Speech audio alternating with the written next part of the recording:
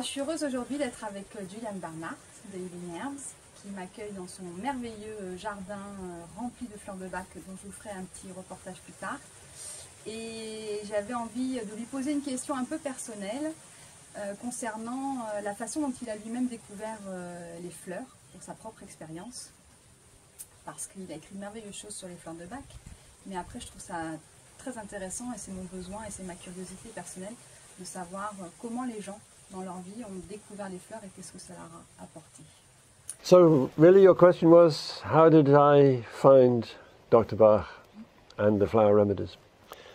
Well, let me think, back in the middle 70s, 1970s, my father was a book dealer, but it was a hobby. He had a full-time job as well as an engineer, but he used to trade in books. And when I went to see my parents for the weekend, I would go and find books to read. And I was going through the shelf and I found this, The 12 Healers. And I started to read it and I thought, I don't understand what this is about. It's like, it doesn't make sense to me. Okay. And I put it back in the shelf. But then I suddenly remembered that my friend Joy was really interested in natural medicine. Okay. So I took it and I gave it to her. And then we started talking about it. And then I found that I was interested in it. Finally. Because it just, and it's a bit like a boomerang for me, that you throw it away and try and then it comes back and you're back in it again. And so, because I was at that time working as a writer, I thought what this needs is an up-to-date presentation in simple terms. What are the Bach flower remedies? Now, looking back in it, I think that was very, very, very arrogant, but it's what I did, and I wrote a little book called A Guide to the Bach Flower Remedies. And, well, that was, of course, if I was going to write about it, I had to study the subject. But as a writer, the most interesting things to write about are not what you know already, but what you find out and can discover. So it took me on a journey of discovery. And, of course, I went to the Bach Centre and knocked on the door. No appointments in those days, just walked in. That was bad too, wasn't it? And Nora Weeks came to the door and said, okay, you go in there and you can meet with Mrs. Murray. Okay. And that began a friendship, I can only call it that, where she really told me everything that I needed to know about the remedies, how they work, and I bought a set of remedies. Okay. Because you didn't try before. Actually. No. Okay. Well, I know it's a longer story about a friend who also had been involved. In fact, there was a friend I knew who was going back to Canada, and he'd had to get rid of all his books. And so, being interested in books, I said, "I'll have all your Bach books." And then his mother ran an antique shop in the local town. And I went there to do some trading at one time, and I looked down and I saw these thin glass bowls. And I remembered that in the back of this book, it says about the methods of production, a thin glass bowl is taken and filled with spring water. And I thought, he's telling you how to make remedies, and now I've got the bowl. Okay. And I've got, of course, I didn't go out and make all the remedies, but it was like almost following footsteps of, well, the form and function book is called Sur les traces, and I think that's, I don't know, but I've learned so much just by observation and what I call the science of observation. Not what I think I know, but what I can see by looking at the world around me, and that's both people and plants, and the way in which they relate. Now, of course, I could talk for hours about me and my life, but how do we come to be here at Healing Herbs? Well, on September the 24th this year, which is Dr Bach's birthday, Healing Herbs will be 30 years old. Okay. So how did that come about? Well, I mean, the whole sequence of what you could call chance or synchronicity, as we were saying earlier, where events have led me in this direction, and I'm been the most fortunate recipient of what people call good luck, bon chance. But it's been a fantastic experience to live through this. I suppose my principal interest is always in education, which is why, as a writer of books, I was thinking, oh, we must share this, but in the language of my generation. Because Bach always says, thy and thine, to thine own self be true, and heal thyself. And I thought, God, this is medieval language.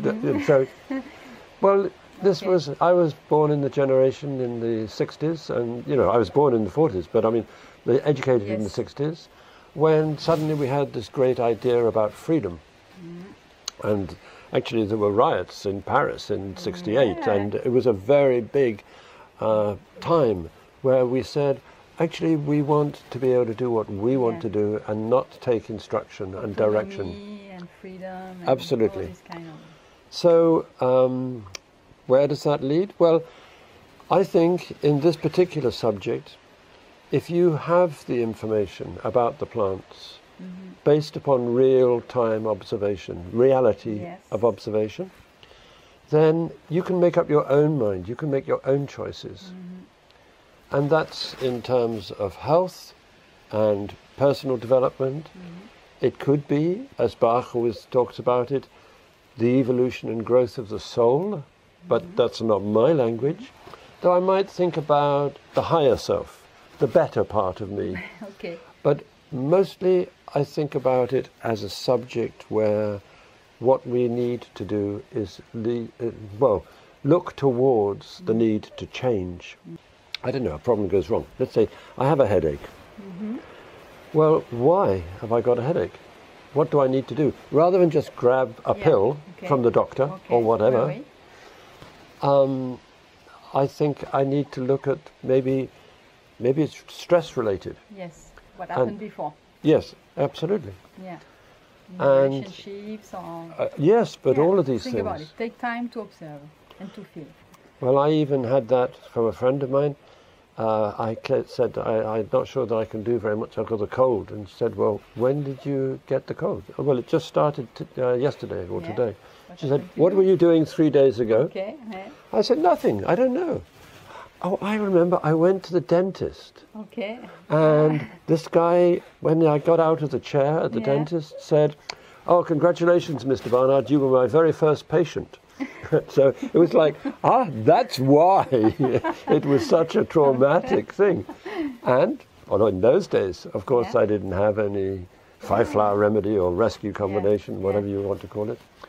And that began to show me that there's a link, a relationship between events, personally, on traumas, maybe going back to childhood. It could be, I mean, you don't want to know the story of my childhood, but when I was about 10, they cut out the tonsils and the adenoids. Do you know about this operation? Tonsils.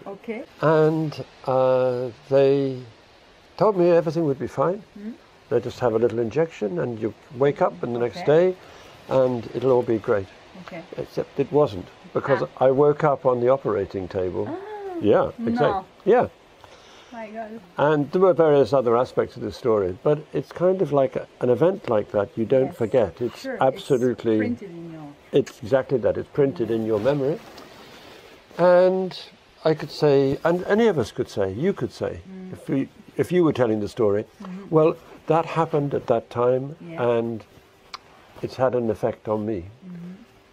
And that's where I think Dr. Bach is so brilliant, because that's where he looks, let's say, in Heal Thyself. He says, the real cause and cure of disease. Wow, that's a huge concept, particularly with the very aggressive pharmaceutical industry that we have to contend with now, and the notion that you cannot actually treat anything medically for yourself. Well, I don't agree with that, and Dr. Bach didn't agree with that, and that's why he told everybody what he found, and he was really very willing to share it and give it away. And that had been his own personal story, because you know he had cancer in 1917. And incidentally, that was the time of just around the same time that his first wife died, and he remarried. I mean, that's real. And that was the story of his journey of discovery, which led him to a place actually not far from here, called Krakow. He went to Abergavenny, which is the local town to us. I didn't know this when I came here. I just arrived. Just discovered, And then, actually, you can walk along the riverbank, where in 1928 he discovered his patients, Impatiens and Mimulus and Clematis. So the first 3 of the 12 healers, and other ones, he came back here at other times. So it's kind of like he had his personal journey, but each of us has ours as well. And you were telling me earlier that you like to hear from other practitioners how they got into this and what they did. And I think it's a very wonderful journey each of us takes, and it's not a uniform journey, and it's not a uniform destination. It can be in many different ways. Always surprising us. I've really always had 2 fundamental questions that I ask myself. One is, why did Bach choose these flowers? And the other question, perhaps rather more difficult, is, well, how do they work? How do they actually affect me?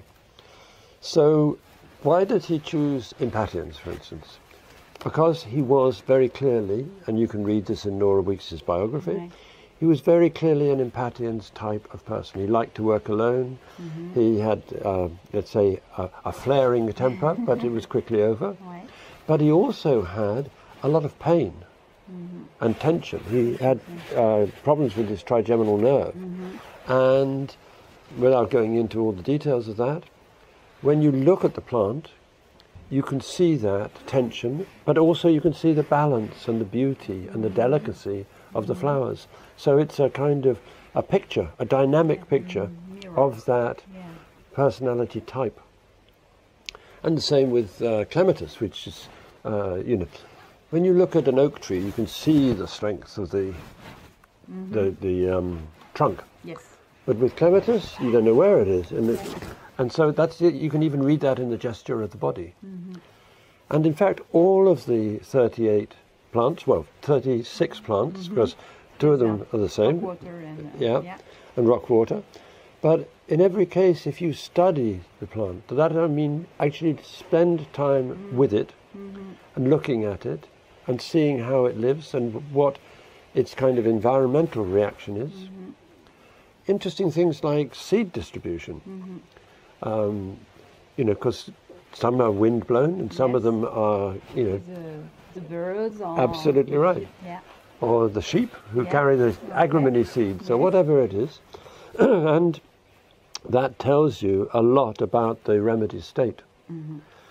And it's not a job that you say, I've done that now and it's complete, because there's always more to learn. And when we have groups come here to visit, I'll get people, maybe 6 or 8 of them, to stand around and do drawings and just take time and observe. And I always learn something new from them. Oh yes, of course, because the way that I work is to look as if I've never looked before, with a fresh eye. And that way you can discover something.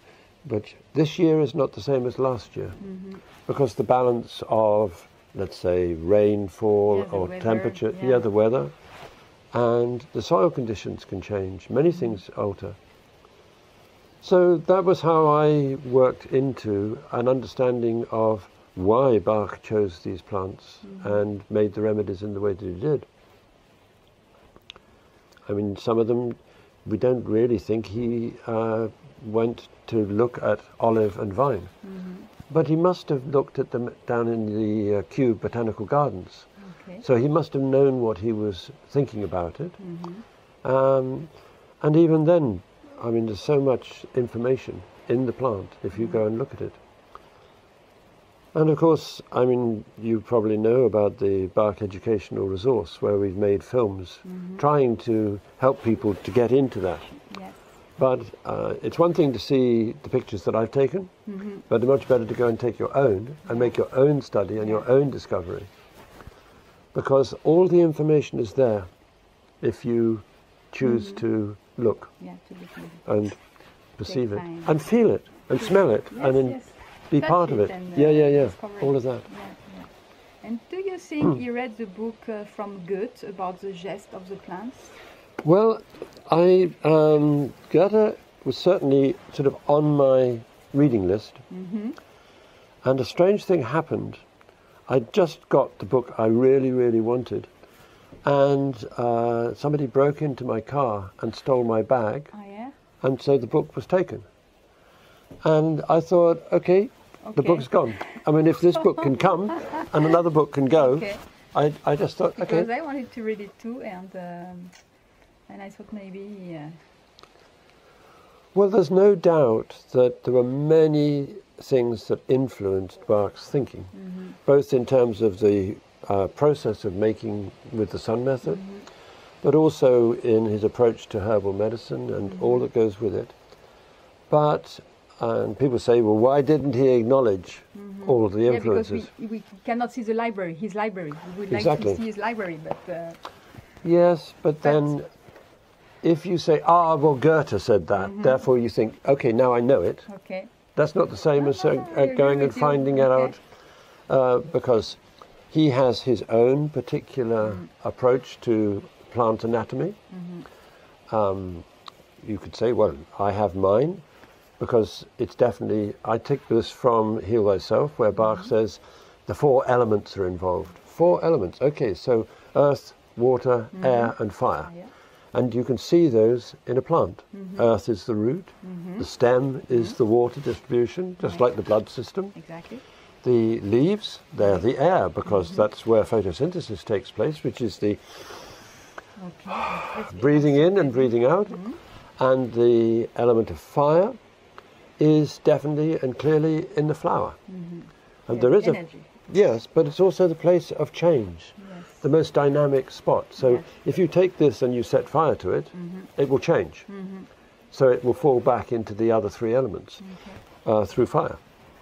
And then there's also the potential 5th element, which is the seed. And that's the future. Yeah, it contains everything. Yes, and absolutely everything. The seed of an idea, the seed of being, the seed of... Well, it contains all the information. And this is where I would come towards the question of how do the remedies work? Because for me, what's in the mother tincture, in the bottle, is information. And it's information that was in the flower and is being written into the water by the fire. Now, that's going to take a long time to... it's a long subject. A long subject, but... And I think we're only just beginning to understand what that really might mean.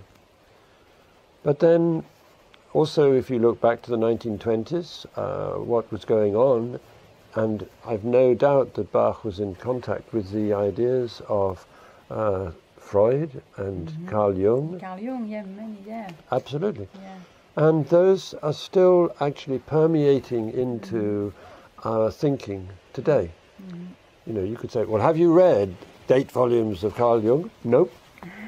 I mean, I don't have to necessarily take the book to be part of the subject of a wider sense of what consciousness is, which is what Jung is really talking about, being part of a, I don't know, well, a universe that is conscious, of which I am a part. I'm a grain in the sand on the beach. And then I find that really exciting. And once I move into that realm, Whether I'm putting my hands on the earth to do gardening, to grow vegetables, or I'm keeping bees because I'm a beekeeper, and I'm in the hive, then I start to feel part of that. And it's a process of unification then. And when I step into isolation of myself and my problems and my stress in my life, that's where, that's where it goes problem. So, like I say, I think I've been very, very fortunate to find this book. And it led me on a great journey, and still is a great journey of discovery. Un long voyage. Merci beaucoup, Julian. Okay, well, Ce temps it's a great pleasure it's a great pleasure to be with you. Merci beaucoup. Et puis l'invitation, voilà, donc de prendre le temps d'observer les plantes dans leur univers naturel. Et j'ai la bonne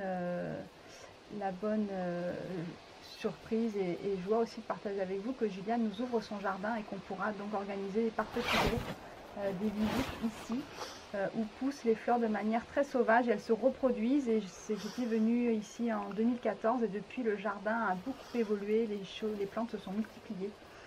Et voilà, donc c'est une invitation à la découverte et à la nature sauvage. Merci beaucoup pour ce partage. À bientôt.